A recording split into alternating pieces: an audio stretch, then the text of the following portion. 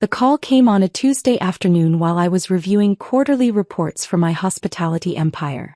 Victoria Chin, Madison's wedding planner, sounded nervous as she delivered the message my family had obviously rehearsed. "Miss Harrison, I'm calling about your sister's wedding next Saturday. Your family has decided to revoke your invitation. They feel you're not needed anymore and that your presence might cause unnecessary drama." I leaned back in my leather chair, looking out at the city skyline from my penthouse office. For 3 years, my family had assumed I was barely scraping by as a freelance event coordinator, taking on small birthday parties and anniversary dinners. They had no idea that I owned Harrison Hospitality Group, a $3.8 billion empire of luxury venues, 5-star hotels, and exclusive event spaces across 12 states. "That's fine, Victoria," I said calmly, setting down my Mont Blanc pen. "But tell them something for me." "What would you like me to tell them?" I smiled, glancing at the signed contract on my desk. The same contract Madison had begged me to help her secure 6 months ago when she couldn't afford her dream venue. The contract for Chateau Belmont, the most exclusive wedding venue in the state, with a 2-year waiting list and a $250,000 minimum. "Tell them the venue they booked is actually mine." The silence on the other end was deafening. "I'm sorry, what did you say?" "Chateau Belmont. I own it, along with 37 other luxury venues across the country. You might want to check your contracts more carefully, Victoria." The backstory began 18 months ago when Madison announced her engagement to Trevor Walsh, son of a prominent tech entrepreneur. The family immediately went into overdrive planning what Dad called the wedding of the century. Mom hired Victoria Chin, the most expensive wedding planner in the state, and Madison set her sights on Chateau Belmont. There was just one problem: they couldn't afford it.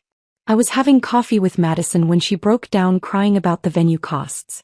Despite Dad's successful accounting firm and Mom's boutique real estate business, $250,000 for a single day was beyond their reach. Madison had been calling venues for weeks, getting rejected or quoted prices that made her panic. "Emma, I don't know what to do," she sobbed into her latte. "Trevor's family expects perfection. His mother keeps talking about their country club connections and how important this wedding is for business relationships. If I can't book somewhere spectacular, I'll be humiliated." That's when I made the call that would change everything. 2 days later, Madison called me screaming with joy. "Emma, you'll never believe it. Chateau Belmont had a last-minute cancellation. Victoria says it's a miracle. Someone paid the full deposit and then backed out. We get the venue for just the catering costs." I smiled and congratulated her, never mentioning that I'd personally paid the $250,000 deposit and covered all the additional fees. The miraculous cancellation was my own booking, transferred to Madison's name through a shell company. It wasn't charity. It was strategy. You see, I'd been quietly building my empire while my family dismissed me as the failure who couldn't hold down a real job. While they attended country club dinners and bragged about their conventional successes, I was acquiring distressed properties, renovating historic buildings, and creating the most sought-after event venues in the region. Harrison Hospitality Group started with a single bankrupt reception hall I bought for $180,000 when I was 26. The previous owners had no vision for its potential. I saw a diamond in the rough, a 1920s ballroom with original hardwood floors, crystal chandeliers, and architectural details that modern venues couldn't replicate. Within 6 months, I'd transformed it into the most booked wedding venue in the city. The profits from that first venue funded my second acquisition, then my third. By year 2, I owned 8 properties. By year 3, I had 22 venues across 4 states. The business model was simple.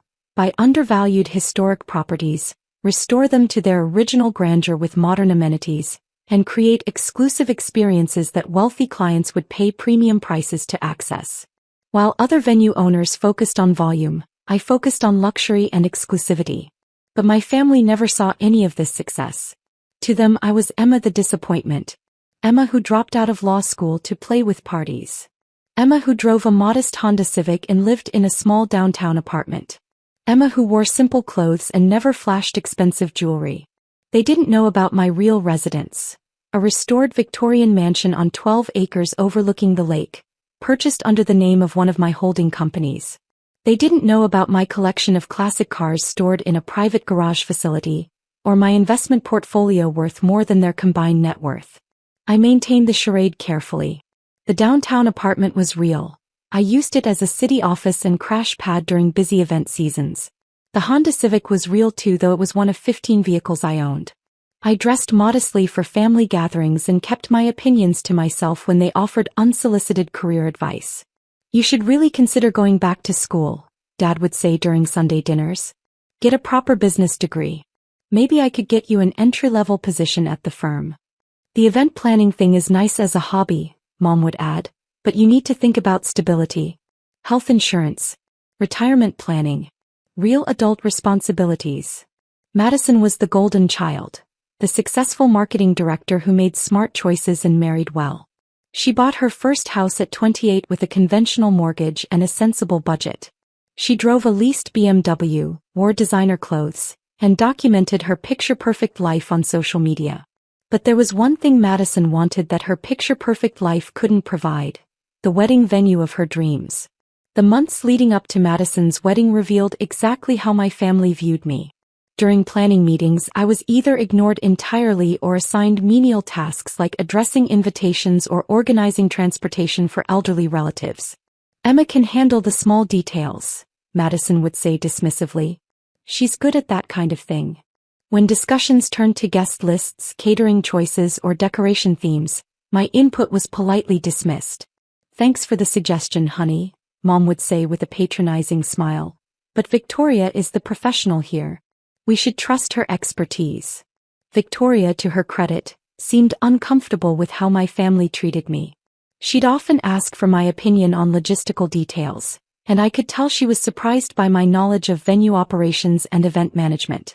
But she never pushed when my family overruled my suggestions. The real insult came 3 weeks before the wedding. Madison called a final coordination meeting at Mom and Dad's house.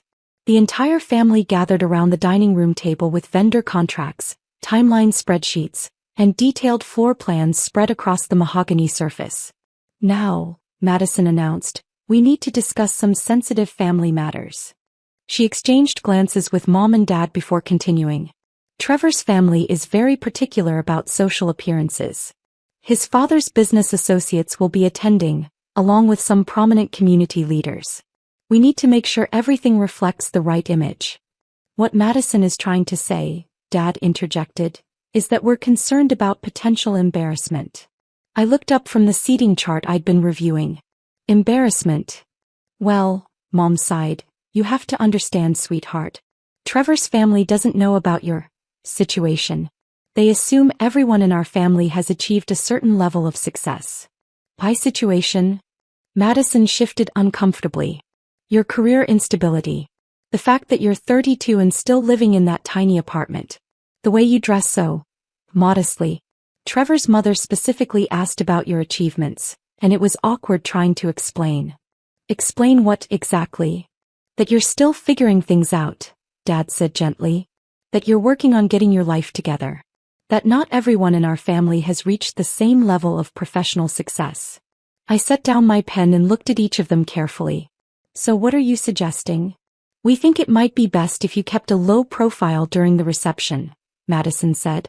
Maybe avoid the head table area where Trevor's family will be seated. Stick to conversations with our side of the family, people who understand your circumstances. And perhaps, Mom added, don't mention your work unless specifically asked. If someone inquires about your career, maybe just say you're in event services and leave it at that. I nodded slowly. I see. It's not that we're ashamed of you, Madison rushed to explain. We love you exactly as you are. But this day is so important for my future with Trevor, and his family's opinion really matters for his business relationships. Of course, I agreed. I understand completely. That was Tuesday. By Friday, their understanding had evolved into something more direct. The final blow came through Victoria's phone call on Tuesday afternoon, exactly 1 week before the wedding. Miss Harrison, I'm calling about your sister's wedding next Saturday. Your family has decided to revoke your invitation. After I revealed that I owned Chateau Belmont, Victoria's voice became very small and very careful. Miss Harrison, I think there may have been some kind of misunderstanding. Could you please explain what you mean about owning the venue? It's quite simple, Victoria. Harrison Hospitality Group owns 38 luxury event venues across 12 states. Chateau Belmont is our flagship property. I've personally overseen every detail of its restoration and operation for the past 4 years. I could hear papers rustling in the background. But the contract was arranged through your sister directly. She provided the deposit and signed all the agreements. Actually, if you check your records, you'll find the original deposit came from HHG Holdings, one of my subsidiary companies. The contract was then transferred to Madison's name as a gift. I assume she never mentioned that detail. More rustling. Then a very long pause. Miss Harrison, I need to ask, when you say you own the venue, I own the building, the grounds, the business, and every piece of equipment inside it, including the Baccarat crystal chandelier in the main ballroom that Madison specifically requested, including the grand piano she insisted on for the ceremony, including the imported Italian marble in the bathrooms that your design team called absolutely essential for the guest experience. Another pause. And your family doesn't know this? My family believes I coordinate small birthday parties and anniversary dinners. They have no idea about my actual business operations. Oh my God. Victoria's voice was barely a whisper. Miss Harrison, I am so sorry. If I had known, I would never have agreed to deliver that message. Your family instructed me to tell you that your invitation was revoked because they felt you weren't needed and might cause drama. I laughed softly. Well, Victoria, they were half right. I'm definitely not needed. The venue will run perfectly without me. I have an excellent staff. But as for the drama part, what should I do? Should I tell them immediately? No, I said, glancing at my calendar. Saturday is Madison's big day. Let her have her perfect wedding. But I want you to deliver a message for me. Of course. Anything. At exactly 11:30 p.m., when the reception is winding down and everyone has had enough champagne to be relaxed but not enough to forget the conversation, I want you to make an announcement. What kind of announcement? Tell the wedding party that the owner of Chateau Belmont would like to congratulate the happy couple personally. Then call me on speakerphone. And then I'll explain to Madison, Trevor, both families, and all their distinguished guests exactly who paid for their magical evening. Saturday arrived with perfect October weather. I spent the morning reviewing reports from my other venues, a corporate retreat at our Colorado Mountain Lodge, a charity gala at our Nashville mansion, and 3 smaller weddings at various properties across the region. At 2 p.m. I received a text from Mom. Hope you understand why we made this decision. It's what's best for Madison. At 4:30 p.m., Madison posted Instagram photos of herself in her wedding dress with the caption, "Surrounded by everyone who matters most. Perfect day at the perfect venue. #blessed #dream wedding." At 6 p.m. Victoria sent me a photo from inside Chateau Belmont's bridal suite. She looks beautiful. I feel terrible about this whole situation. At 7:15 p.m. the ceremony began. I watched the live stream that Madison had set up for distant relatives, seeing my own venue filled with flowers I'd grown in our private greenhouse, lit by chandeliers I'd personally selected and restored. At 8:45 p.m., dinner was served using china and crystal from our exclusive collection, prepared in kitchens I'd designed and equipped to 5-star hotel standards. At 10:30 p.m., Trevor's father gave a toast praising the Walsh family's good fortune in connecting with such a successful and distinguished family as the Harrisons. At 11:30 p.m. exactly, Victoria took the microphone. "Ladies and gentlemen, if I could have your attention for just one moment. The owner of Chateau Belmont would like to offer personal congratulations to Madison and Trevor." I answered on the first ring, my voice projecting clearly through the ballroom sound system. "Good evening, everyone. This is Emma Harrison, owner of Chateau Belmont and Harrison Hospitality Group." The silence was immediate and complete. I wanted to personally congratulate my sister Madison and her new husband Trevor on their beautiful wedding. "Madison, you looked absolutely radiant walking down the aisle of my ballroom, and Trevor, you're a lucky man to be joining our family." I could imagine their faces, the confusion, the dawning realization, the panic. I also wanted to thank all of tonight's guests for choosing Chateau Belmont for this special celebration. Your presence here tonight has made this venue even more meaningful to me, as it represents not just a successful business investment, but a gift of love to my sister. The pause that followed was probably only 5 seconds, but I'm sure it felt like hours to my family. Madison, when you called me crying about venue costs 6 months ago, I knew I had to help. That's why I arranged for your miraculous last-minute cancellation. The $250,000 deposit and all associated fees were my wedding gift to you, transferred through my holding company so you could have the day you dreamed of. Now I could hear murmurs and whispers in the background. I hope you've enjoyed the imported Italian marble bathrooms, the restored 1920s hardwood floors, the baccarat crystal chandeliers, and the custom-grown floral arrangements from our private greenhouse. Every detail of tonight was designed to create perfect memories for you and Trevor. Emma. Madison's voice was barely audible through the speaker. I understand that my family felt my presence tonight might cause embarrassment among Trevor's distinguished guests. I respect that decision. But I wanted everyone to know that the Harrison family's success extends beyond the conventional achievements you've heard about this evening. I looked out my penthouse window at the city lights below, each representing thousands of people whose special moments had been celebrated in my venues. Mr. Walsh, you mentioned in your toast how fortunate Trevor is to be joining a successful family. I wanted you to know that Harrison Hospitality Group has facilitated over 2,400 weddings in the past 4 years, including ceremonies for 3 governors, 12 Fortune 500 CEOs, and countless other couples who trusted us with the most important day of their lives. The murmurs were getting louder now. Our venues have hosted state dinners, corporate retreats for major tech companies, charity galas that have raised over $47 million for various causes, and hundreds of intimate celebrations for families who simply wanted their special moments to be perfect. I paused, letting the magnitude of that information settle. Madison, I hope you understand that my absence tonight wasn't about punishment or hurt feelings. I wanted you to have exactly the wedding you envisioned, without any complications or family drama. Your happiness has always been more important to me than recognition or credit. But Emma, Madison's voice came through the speaker, tears obvious in her tone, why didn't you ever tell us? Because you never asked, I said simply. You assumed my small apartment and modest car meant failure. You assumed my quiet presence at family dinners meant I had nothing valuable to contribute. You assumed that because I didn't follow your traditional path to success, I hadn't found success at all. The ballroom was completely silent now except for Madison's quiet crying. I maintained that fiction because it seemed to make you all more comfortable. Dad, you enjoyed feeling like the family's primary provider. Mom, you liked having someone to give career advice to. Madison, you felt more confident about your achievements when you could contrast them with my apparent struggles. We never meant. Dad's voice, uncertain and defensive. I know you never meant to be cruel, I continued. You genuinely believed you were protecting Trevor's family from embarrassment. You thought you were making a wise decision based on accurate information. The problem was your information was completely wrong. I stood up and moved to my floor-to-ceiling windows. Trevor, I want you to know that your business associates tonight have been celebrating in one of the most exclusive venues in the country. The wine you've been drinking came from our private collection, valued at over $2 million. The 5-course dinner was prepared by our executive chef, who trained at Le Cordon Bleu and has cooked for 3 U.S. presidents.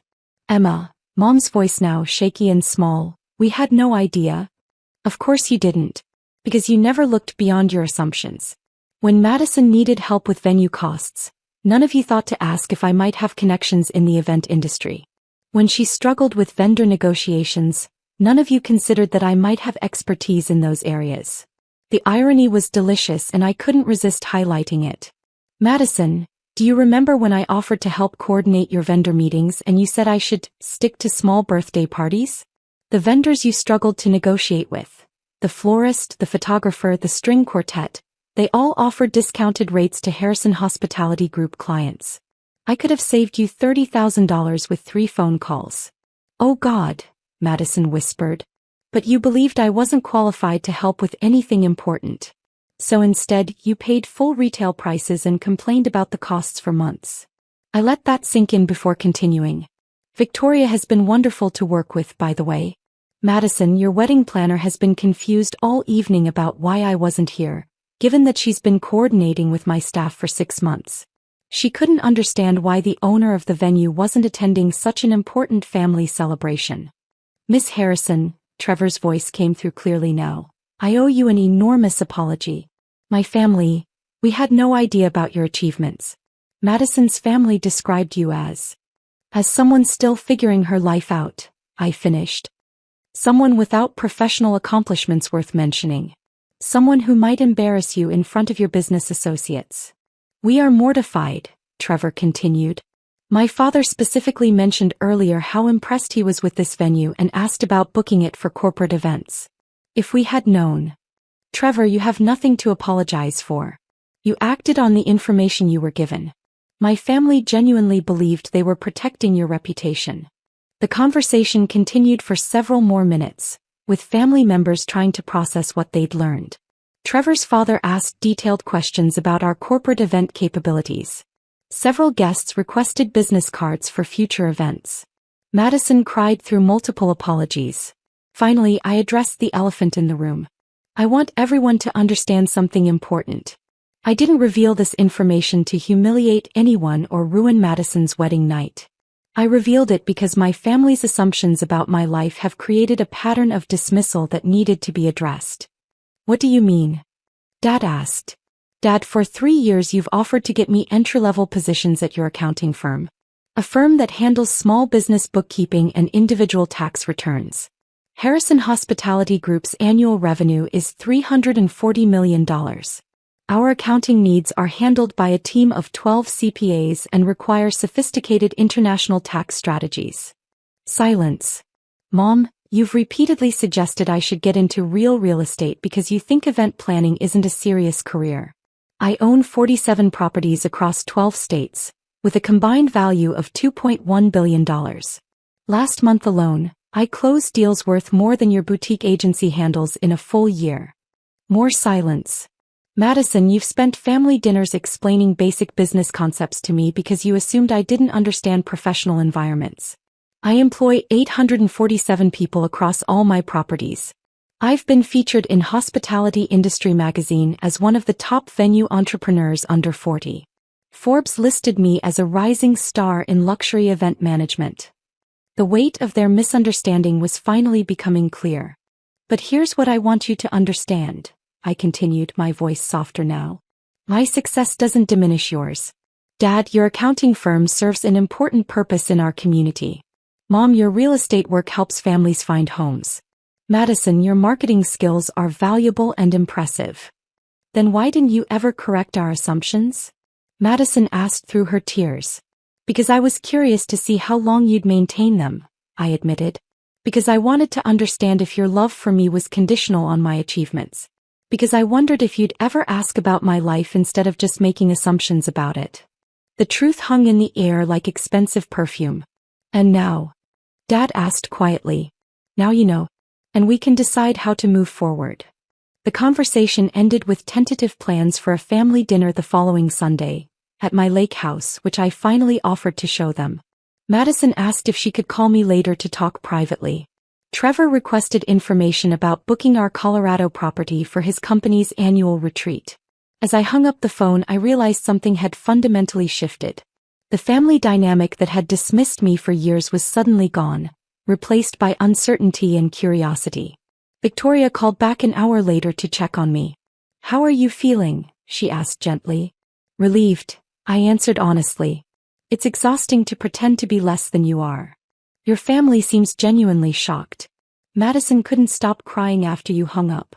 She's processing the fact that every assumption she's made about my life for the past 3 years has been wrong. That takes time. What happens next?"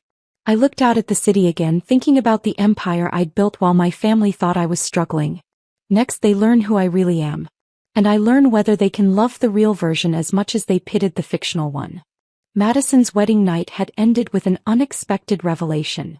But for the Harrison family, it was really just the beginning. The real question wasn't whether they could forgive me for hiding my success. The real question was whether I could forgive them for assuming I had none.